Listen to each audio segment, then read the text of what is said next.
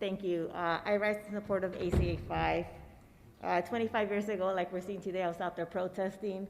I was making phone calls. I was knocking on doors against Prop 209. And my argument then is the same as it is today. Prop 209 is about pushing a false narrative that we have an equitable, equal system.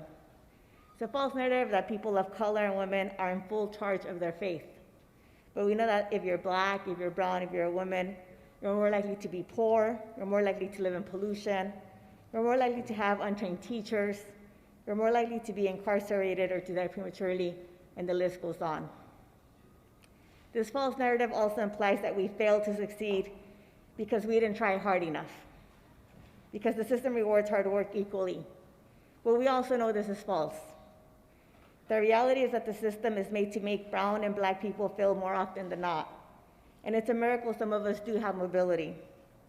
But when we do, that mobility is used to push the false narrative that if we work hard enough, we can make it and we can be a success. But the reality is that being a token is far from being an equal voice. Affirmative action isn't about preferential treatment.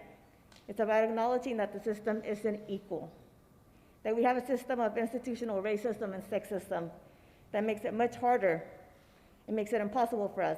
I could do everything right, and because I'm a woman and a woman of color, it's likely not to be enough. ACA 5 is an opportunity to stand against these false narratives and to be an ally in the knowledge that the system is anything but fair. We have to do all we can to ensure we have increased access to, for opportunity for people of color and women.